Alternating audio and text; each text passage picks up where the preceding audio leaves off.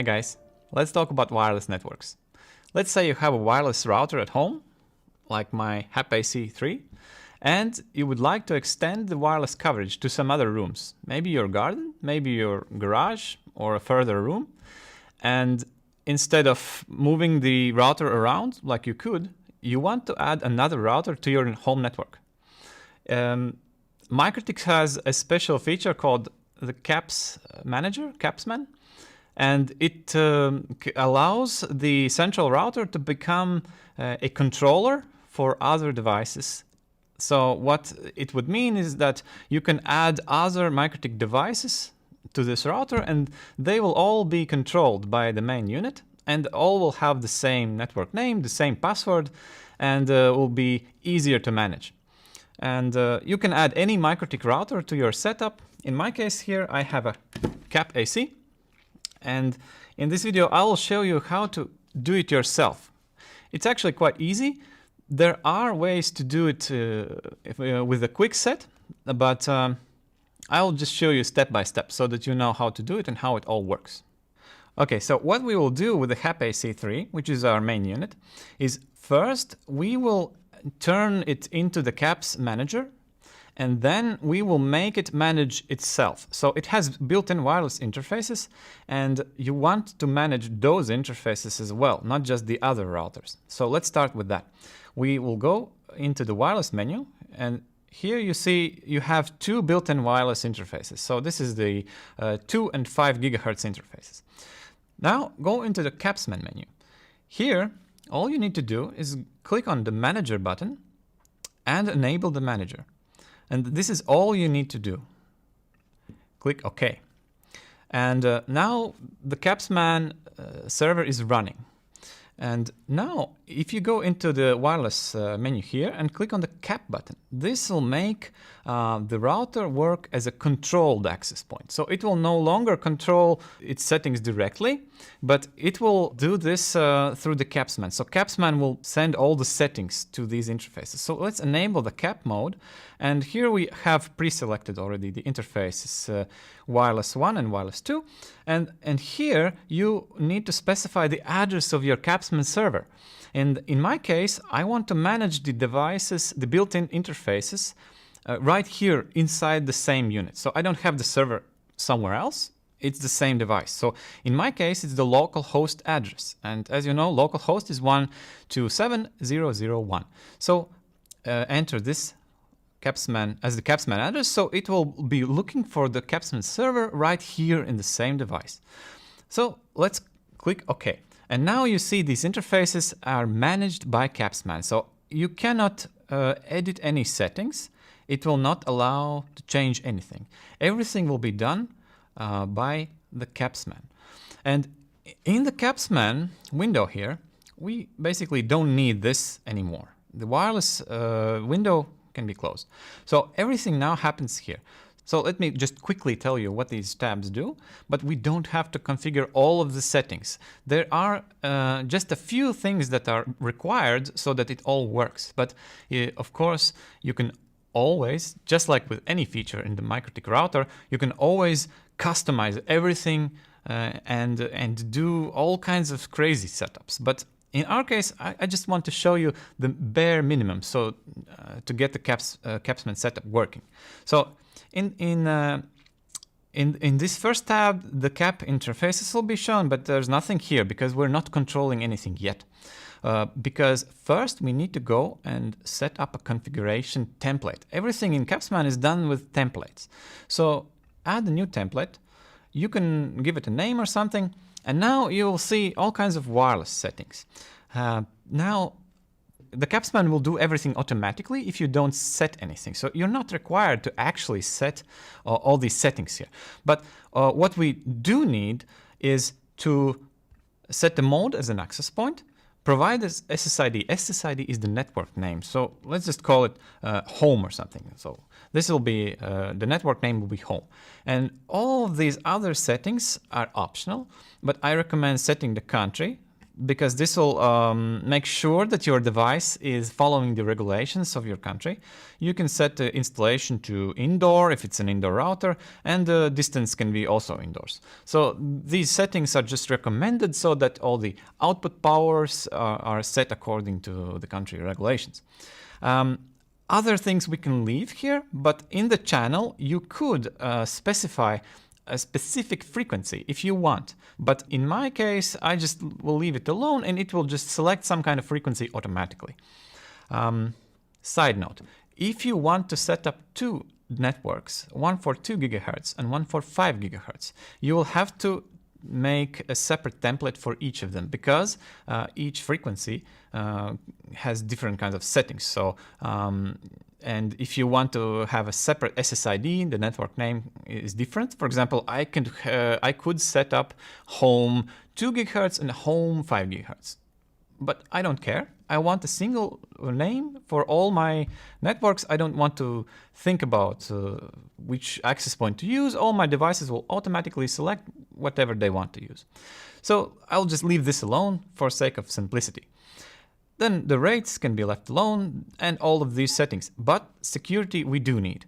It allows to set a template for security as well, but I don't have a template yet. So I'll just set it directly here in the main template. The main template is the configuration. And here I can specify WPA, encryption, AES, and a passphrase, home password 1. Think of a better password. And this can be directly entered into the main configuration template here in the configurations tab. Everything you enter here will be just taken directly from this template. But if you want to make a really specific setup and you want to create several networks with a different kind of password for each SSID, you can do that. You just need to go into the security, make a new template, specify passwords here, and then you would choose that template here in the security dropdown here.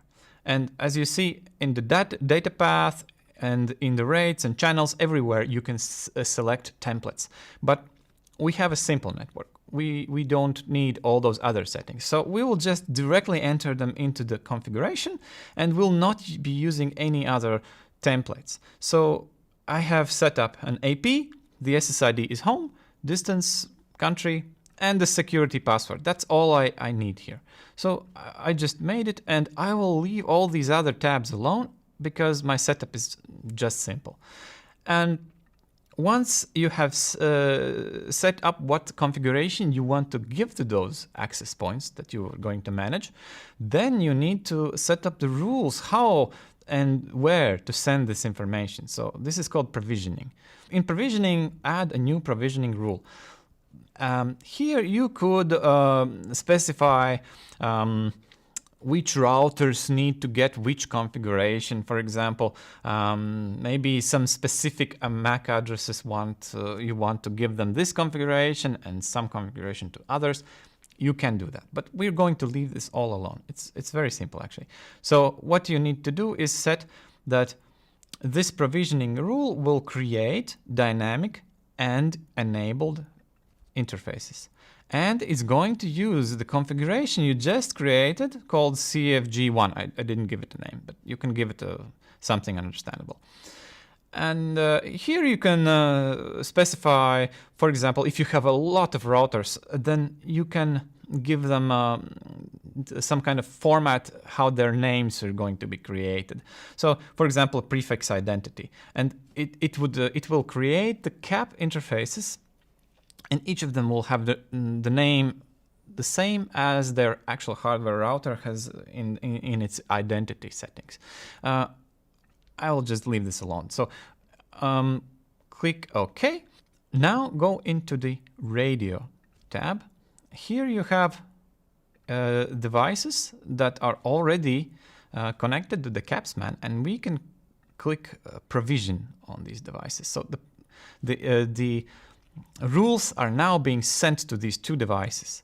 And then if you go into the CAP tab, here, it's created two two access points. One is for the 2 GHz, one is for the 5 GHz. So it's as easy as that. And now the built-in interfaces that are in the wireless tab here, both of them have received the settings that you entered. So in our case, it's simply SSID home and the password that I set. Everything else is automatic. The frequency is automatic. You don't have to worry about any of those things. So it's very simple. And now what we need to do, we want to add the actual other device that we have purchased. So in my case, it's the CAP AC here. So it can be any MikroTik router, like I said, and you don't actually have to configure it. That's the best part. You take it out of the box and you take a Ethernet cable, and well, in my case, the power will be coming from the HAP AC because the port number 5 is giving out power over Ethernet. But of course, in your case, you could be powering it with a power jack if your device has a power jack. So in my case, it will take the power from the main access point. So I only need one cable. So it can be a very long cable. You can pull the cable to your garage and mount the device there. And then it can be without any configuration at all, or it can be straight out from the box. It doesn't matter what configuration it has. I recommend doing a system reset, but in any case. So what you need to do now is find the reset button on the device. So the reset button allows you to do several things, not just reset and reinstall.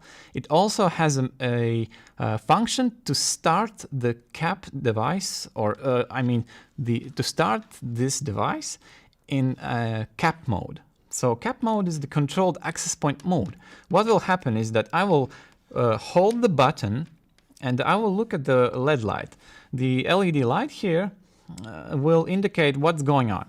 So I need to look at the LED light, and first it will start flashing. That means it's asking you if you want to reset the unit. Then it will turn solid. That means if I release the button at that moment, it will boot into the CAP mode. That's what we need. And if I leave it longer, when the light goes out, it will start in the net install mode for reinstallation. We don't need that. So what I need to do is I need to plug it into the first Ethernet port here, Ether 1. Then I need to hold the reset button, and then I need to plug it into my main router in any port. In my case, I'm going to use the PoE port because I need the power from here. So let me just hold the button and hold the button and plug it in. And now the device is booting, and I'm looking at the user LED here. So you will not see it. Just trust me. So now it's blinking. Now it stopped blinking. I'm releasing the button. And this is going to make the device start looking for Capsman servers. And all I need to do now is wait.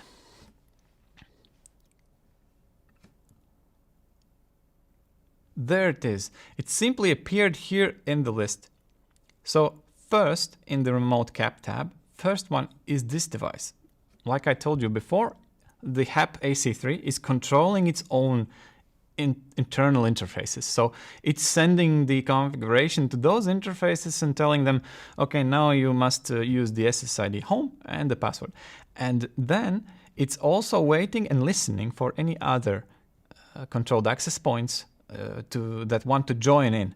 And so our CAP AC unit just appeared here in the list, and all it took is taking the unit out of the box and booting it with holding the button. So what you need to do now is take any number of any kind of MikroTik access point devices. It can be WAPs, other HAPs, any kind of wireless device that MikroTik is making, and all you need to do is boot them by holding the reset button and release the button when it turns solid. So solid green in my case here.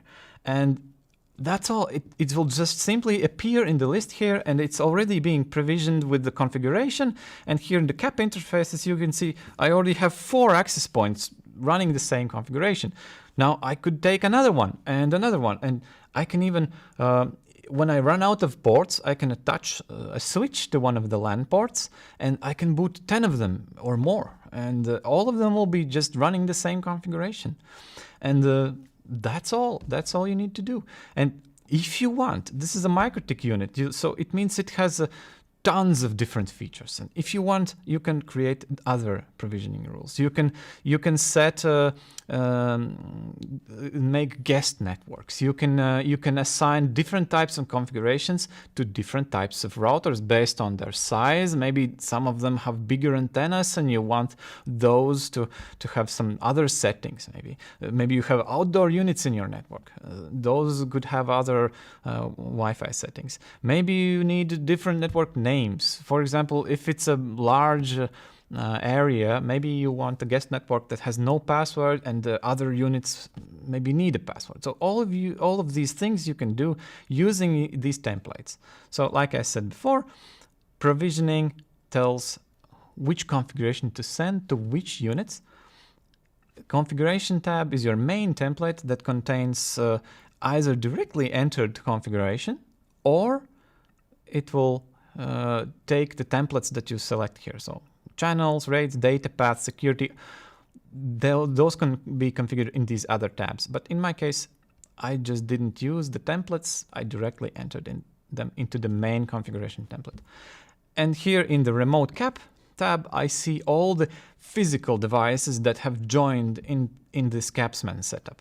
So here we have my built-in interfaces, and the cap is here. And you can see the version they're running, and you can even make them upgrade themselves if needed. So that's another thing you can do.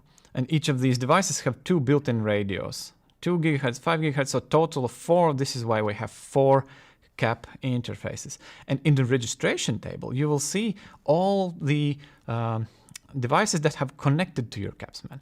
So if you have phones and laptops and TVs and all your devices, they will only see a single network name. In my case, I set it up as home, and they will just, when you go into the Wi-Fi settings, you will see home.